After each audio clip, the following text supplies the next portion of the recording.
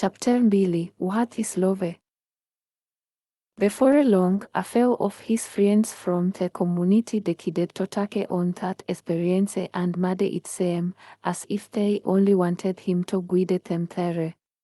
One person was Livia, who was married to one of his friends, Kimia, and a female friend named Nene. Livia was a much older woman with a seductive spirit who tried to convince the singer that Nene would be his perfect wife for him. All three of his friends persuaded the singer to go on this adventure with them. The singer knew Livia had manipulated his friend into marrying her. He saw her manipulative spirit as she was caught on numerous occasions, still dealing with her excess while still dating his friend, but he kept it to himself. Livia continuously tried to convince him to date Nene and wanted her to seduce him, but it failed. One, she was a very masculine lady, and two, he didn't even find her remotely attractive. He thought of her as only a friend, and that was it. And he might add that the singer was about 21 at the time and he grew up around other cultures as a child because his mother traveled a lot from state to state, again, because she worked for the armed forces. Therefore, he wasn't no feeble-minded young man. He wasn't no angel, but noted he was surrounded by people pleaser, and that was just not his thing. He simply let people live their lives, and he wasn't judgmental because of his upbringing. He wasn't an easy person to manipulate either. To the singer, Shreveport seemed to have worsened as time passed, and his hatred for the city deepened. Livia saw this and she eventually convinced the singer that she truly loved his friend and was now on the path of righteousness, fighting force about. Mammalean paused. Enlightenment wasn't available back then, it only began during Wanyenyekevu's time. Back then, people went to church every Saturday or Sunday.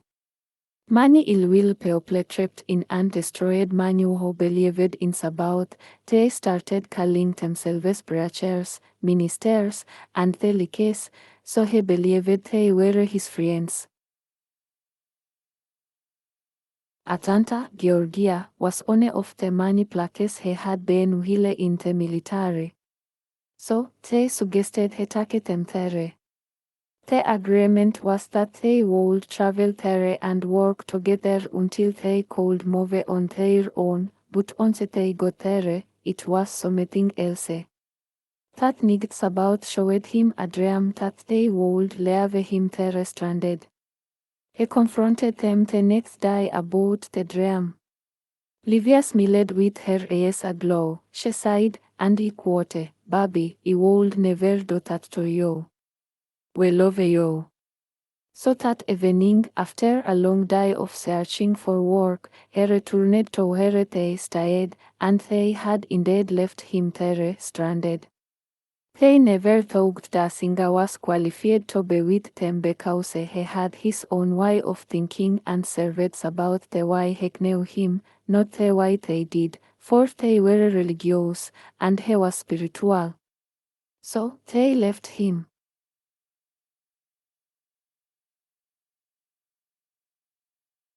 Mammalean turned to Cush, son, as you know, Sabbath looks at the heart, and man looks at the so-called outward sins, but they never look at the inward sins that corrupt the heart, because for anything we can't.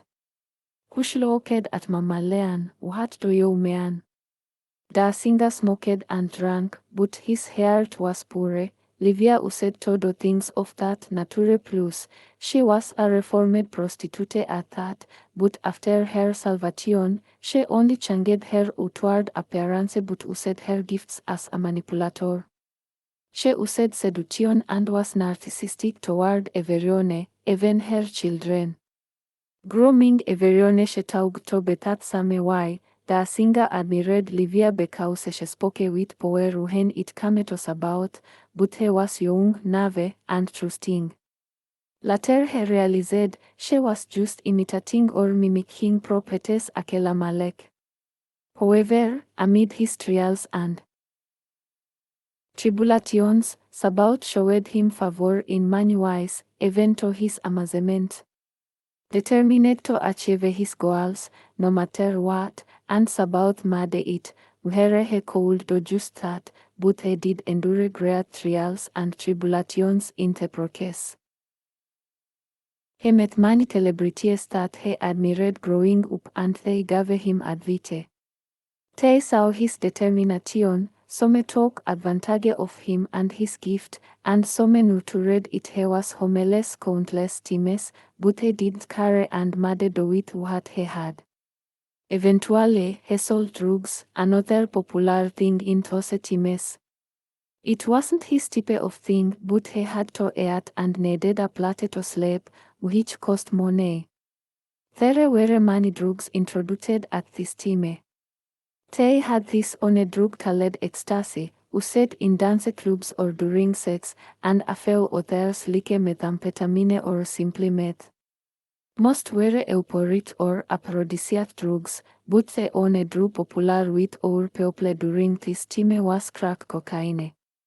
Crack was a drug introduced to our people to get rid of us, and it was shipped into the country by our country, and hand-delivered to our communities, like alcohol was hand-delivered to the Native Americans. It became a pandemic to our people, until Sabaoth presented opioids to theirs. Our pandemic had people selling their lifeless possessions for a little wheat rock that cost $5 to $10. It had sons prostituting their mothers and daughters killing their fathers, just for a 2-second hygge, and believe me, they wanted more. Crack had been around for at least 10 years and he never talked about it. He heard horror stories about its effect on people, but he never thought he would ever be involved with it when he was rigged in the middle of it all. The singer wished to stop selling drugs. After he experiencing it for himself, he saw what it was doing to his people. He saw so many going to jail and prison for extended periods. When his firstborn son, Justin, was just a few months away from being born, he didn't know what to do on a ounce of cocaine was like a 5-day stay in jail for white people, but on a ounce of crack for all people, you had a minimum of 5 years. However, you can't make a crack without cocaine. He was making good money, but the rewards were horrible. What do you do with a pocket full of money and can't buy a damn thing? So he invested it all into music. Sabaoth appeared in his dreams, and he stopped because his conscience kept tormenting him, but it did take long before he started again because of hunger pains. He felt himself lose hope. Depression set in and he started dabbling with harder drugs to kill his pain and frustrations. To be a drug dealer, you must be heartless, and most drug dealers soon become a human, organ, weapons, and even sex traffickers. You say, money drives them and the more, the merrier. The singer's heart and conscience continued to bother him, and the embarrassment of admitting himself to a clinic for drug addiction outweighed his conviction of selling and harming others for monetary gain, not to mention the wrath of Sabaoth. He had nowhere to go because his friends all sold dope. He eventually started smoking with what they called back in those days crack hoes after 2 days. He thought he was a true crackhead. On a day, he took some crack from a friend to sell, but instead, he smoked it himself. That night, living in an abandoned apartment, he found himself using the bathroom on the carpet because the toilet smell was too much to bear. As he got up, he didn't Even Wipe himself, a mirror stood in front of him, and he looked at himself in disgust. He heard a voice. It was about who asked him, "What are you doing? Look at you, ye of little fight." He didn't know what to do, but he was a veteran.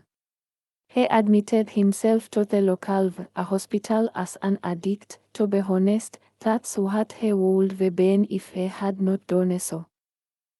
This was when he met Ron Tiner. Ron was a slender, short man with a problem with alcohol and crack cocaine as well.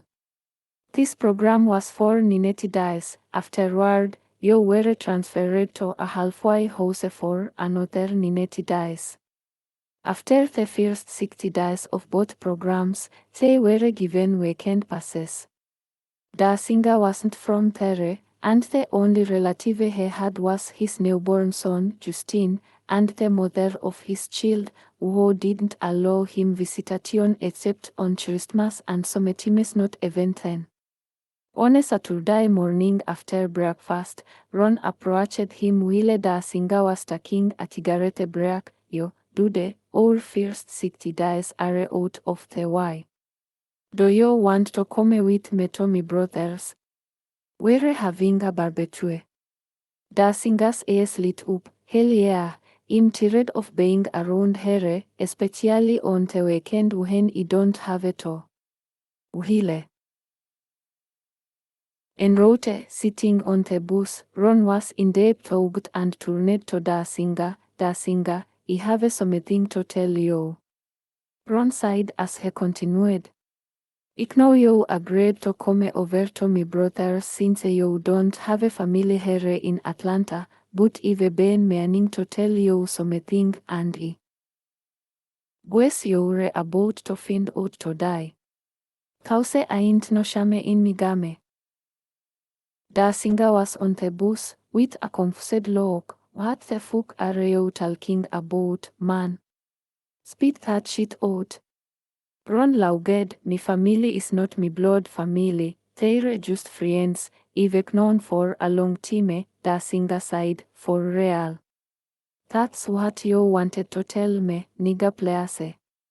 I got friends at home like that it all, call family as well, that's not a big deal. You act as if you were from a pack of wolves, and were about to meet them."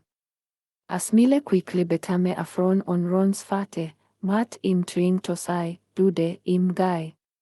The singer was surprised. "You act like a man, dress like a man, and you don't have a feminine voice, as far as I can tell." Ron had a serious look on his face as he explained. "When he was in the army and stationed in Germany, he learned how to mask it, plus the motto was, don't ask, don't tell. So, they didn't ask, and he didn't tell, but he would go off base and party me as off in Germany, literally. He was young and promiscuous as hell, and he eventually contracted AIDS. Once he discovered he had AIDS, he began to do more than alcohol and started in an out-of-control spiral motion since he felt it had handed me a life sentence. You only live once, so they say." The singer had admitted feelings of being confused, mad, and sad simultaneously. "Bitch, you ain't gay. Hold on, you have AIDS? For real, man? That means you finna die." Ron shook his head. "Now, it looked so tall, at last, no time soon.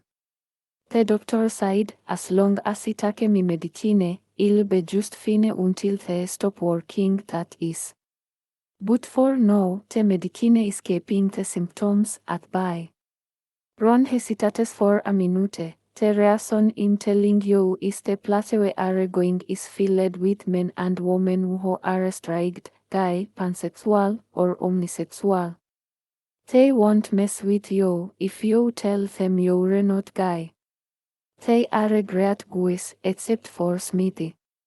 He's over the top all the time, but if talked to my brother, he got to work today." And my brother is the guy who owns the house.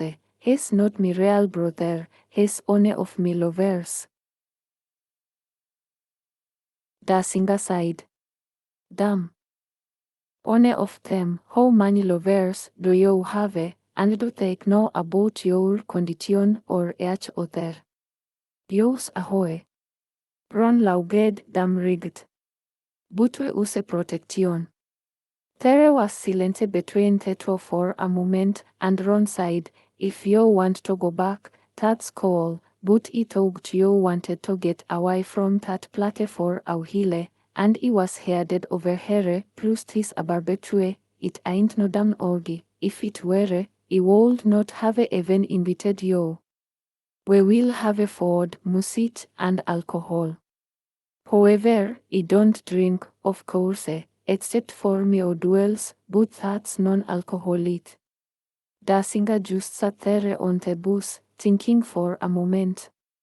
Hell, I'll go, cause we're almost there, but if one of them motherfucker looks at me sideways, I'm out there. They caught another bus until they arrived at West End train station. Since there was hardly anyone on this bus, Ron felt the need to explain himself. When he was young, my uncle bugged me things, and at the time, I didn't know what he was doing, but after a while, he started molesting most of my friends and myself.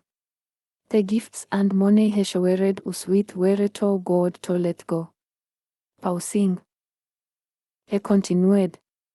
Many, if not all, of the people know was guy. Simeone molested us, either Simeone in the family or close to the family. Some might agree or disagree with this statement, but I believe afterward, most but not all, became promiscuous or gay. I blamed myself for letting it happen for a long time, but I let it continue. He would give us money and hell, anything we wanted. I soon enjoyed it and am not ashamed of who I am. The singer had served in the military and had been around many people who had different cultures. He had learned by experience that judging people who didn't think or act like him was wrong. He didn't have to agree or disagree with what they thought. All he had to do was be himself. Cultural and religious differences were typical, but for the first time, he faced sexual differences, but he just added it to the list of differences people had. Ron continued, we have different opinions, even in our, I'll call sexual orientation group. There are three types of gay men. The honest like me, who dress like a man, and act like a man but are a guy. Then you have the one that dresses like a man but outwardly shows their guy tendencies, and then some dress like a woman and act like a woman. This last group is the honest I can't stand. The singer was confused. Why? You can't stand them. Ron said, if you're a guy, you're a guy, and you don't have to put on a show to prove you're a guy. As a matter of fact, there is a great division among us. Jeffrey Dahmer was gay, but because his ass was going around eating motherfuckers, they didn't want him associated with the gay community. I'm starting to hear people talking about binary and non-binary. What the fuck is that? You just wait, I'll give it 20 years, and they will be going around saying we need to break down pronouns and genders or give us a classification or both. The singer thought for a moment. I think the kind of guys that would be damaging to women would be the kind that is a woman, then after she falls in love with them and they suddenly tell them, hey, I'm gay. It would tear them apart. Ron then sighed. That's bisexual and being untethered, but it's still gay. Well, I have some friends who do that, but even that is being accepted. for a lot of Thessaloneli as women know, who just want to say they have a man. Yo will be amazed at all the things Atlanta caterto inte homosexual, igues yo can say genre. They have gay bars, sex clubs and more, and most of these rich athletes, actors, singers and other whose guy finances them. Many come to Atlanta striked, but leave guy. The singer shook his head. Damn, he had no idea. He saying that there's a lot of them around here, especially midtown and Buckhead, and some of them, you can't even tell them apart from women until you get up closer to them, and what the fuck is ad? Ron shook his head. I knew your ass wasn't guy when he first saw you. But you were different, I just didn't know what it was. That's why I could open up to you and tell you my problems. But I never told you I was gay. It's not a problem for me, more like a situation. But yeah, your ass is green as fuck. The man's down low man. The singer shook his head. It all sounds so confusing to me. They continued their conversation about the topic the entire day before they knew it. They were at their stop on the corner of Avon Street and Cascade Avenue. On the there, it wasn't what he thought, everyone that came over didn't even appear to be gay at all and dressed neatly, and not only of them seemed to even as gay, but he noted a few males with feminine voice and a few females who dressed and acted masculine, but it did not bother him. With good music, delicious food, and a few jokes, everyone was enjoying themselves. Hours later, the singer hears a voice, "Oh, you bitches. I rushed me ass over here straight from work. Let's party." It was Smithy, and the singer did not have to guess who he was or be introduced. He knew that was him, for he was everything wrong side. He was loud, annoying, and rude. Who do we have here? Smithy sighed as he looked up and down at the singer and smiled with his eyes raised. The singer smiled and simply sighed, "My name is I." Smithy sighed, now chilled, "Really, what's up with you?" The singer was trying not to be rude. "My name is the singer, but I'm not gay, I'm a friend of Ron." Smithy sighed, "You're not gay now, just wait till I get finished with you. You will never want another piece of catfish." The singer looked at Ron and muttered, "Catfish?" Ron smiled, to put it neatly, "A woman." The singer offended, "Well, that's me cue, it's time for me to go." Ron sighed, "No, no, hell no, it's time for Smithy to go." Ron grabbed Smithy by the arm and rushed him to another room. After a few minutes, he returned, and Smithy sighed to the singer, "I'm sorry," and blew him a kiss. The singer became outraged and was about to fight. Ron shook his head and asked one of his friends to take them to the nearest train station. Smithy sighed, "What? What did he do?"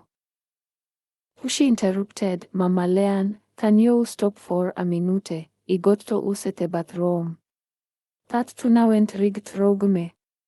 Pulling over, Mammalean sighed, "It might have been that damn mayo, so me only left out of the ite box.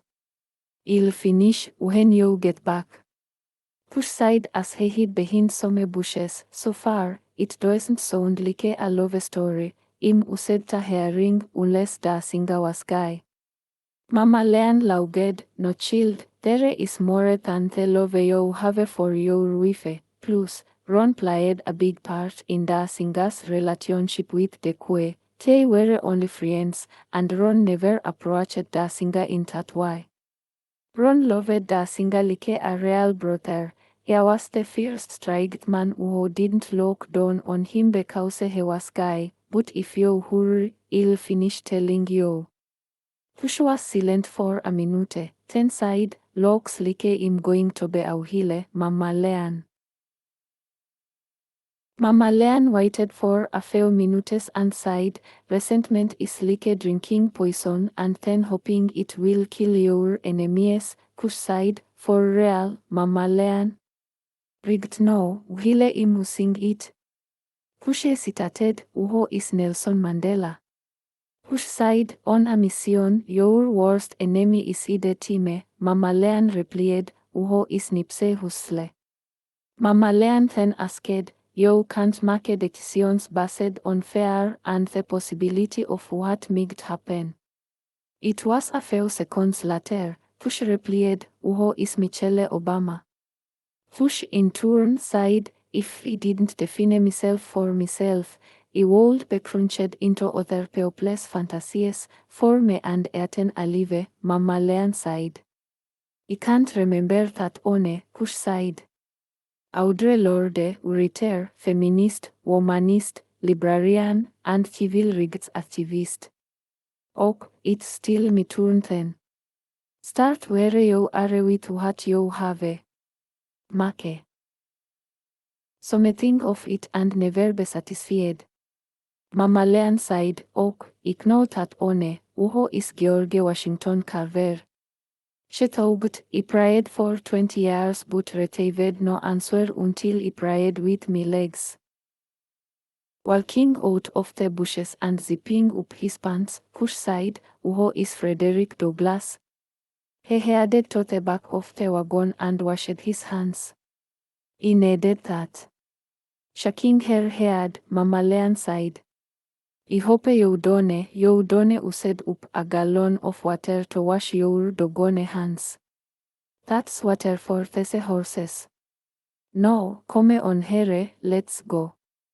Mammalean thought for a minute, och, as he was saying, you know that there is more than one type of love, don't you, son? Cush sighed. I know of a few. Mammalean shook her head, well, let me tell you all of them so you won't be confused. There are about 8 different types of love people can have for one another. There is agape, spelled agape, a selfless, unconditional love. Eros, spelled eros, which is passionate, physical, and romantic love. It expresses sexual passion and desire. Philia, spelled phil. It's affectionate love. It is the love you feel for your friends or platonic love without sexual acts. And then there is philautia, spelled phila, self-love. Most people think self-love is narcissistic, selfish, or stuck on themselves. However, self-love is not unhealthy. It's necessary to give and receive love from other people. We cannot give to others what we don't have. If we don't love ourselves, how can we genuinely love others? Storge, spelled that's familiar love. It feels like a philia, but this love is more like a parent child love or the kind you have for a best friend. Then there is pragma, spelled pragma, is the love me and my husband had. It's enduring love, the opposite of eros. Say, eros love burns out quickly because of its passion and intensity. However, pragma is a love that has matured and developed over time. The old married couples who have been together since their teenage years and still hold hands, this kind of love almost became existed. This type of love doesn't require a lot of effort in a relationship. Both people are good at making compromises, and each of them puts in equal measures to make the other person happy. Mammalean stared into space for a minute and swept a single tear from her eye. Oh baby, Mammalean, sorry got to thinking that's all. Cush sighed, it's ok. Then she continued. Ludus spelled lud, which is playful love, a feeling of infatuation in the early days of romance. If you've been in love before, you know what I'm talking about. It's the butterflies in your stomach, the giddiness you feel when you say your love walked through the door, and the feeling of never wanting to be without them. And lastly, it's mania love, which is obsessive love, not necessarily a friendly type of love because it is obsessive. This type of love can lead someone into madness, jealousy, or even anger. That's because the balance between eros and ludus is terribly of many people who experience this type of love suffer from low self-esteem. They fear losing the object of their love, and this fear compels them to say or do some crazy as shit to keep them. If not kept under control, mania can be very destructive sometimes. Pushed inside. Och, Mammalean, you and Mervali have a ludus love for one another. Mammalean embarrassed, hush your mouth, me and Valley are just friends.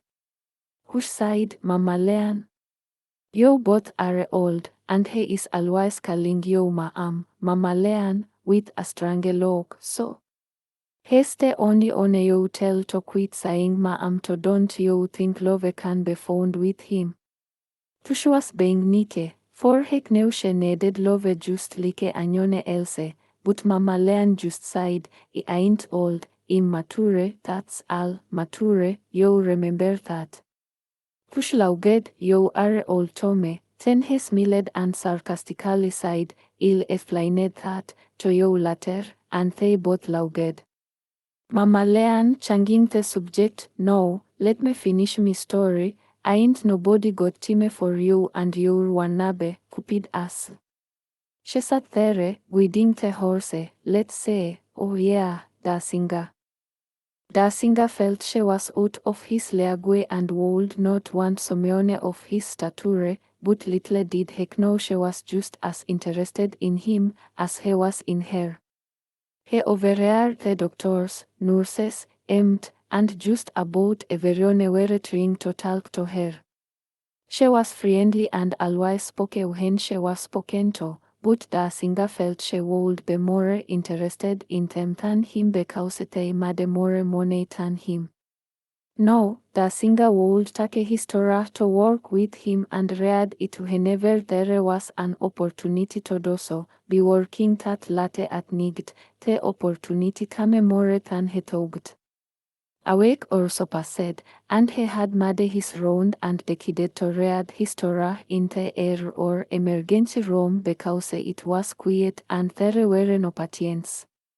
She was an intake receptionist in the air, and she saw him reading the Torah. I say you read the Torah. A lot. Are you a Christian? Her voice was like a breath of fresh air, soft and refreshing, with a bit of an accent he could not predetermine. He smiled yes and no. She looked at him. What does that mean, yes and no? That's confusing. He smiled back at her. Well, do I believe in Christ? That's what they called Msheka back then. Cush had gotten lost in the story and politely said yes no. Mammalean continued, he said, well, do I believe in Christ? Yes. But no, I do not hold on to the traditions of men and let them dictate to me how to serve me God. That's a definite no. Amazed at his answers, she smiled, I like that. Dasinga was curious. I hear an accent I'm not familiar with because I have friends from Jamaica and Trinidad. It sounds similar, but it's different. Where are you from? She smiled, and what a beautiful smile it was, as she blushed. I'm from Thomas, the US Virgin Islands, but my family comes from Tortola, the British Virgin Islands. Sitting in the last row in the back of the air, he made his way up to the front and sat down in front of her desk. What do you know about the Torah? He asked. I don't know much, but I've always been curious to learn.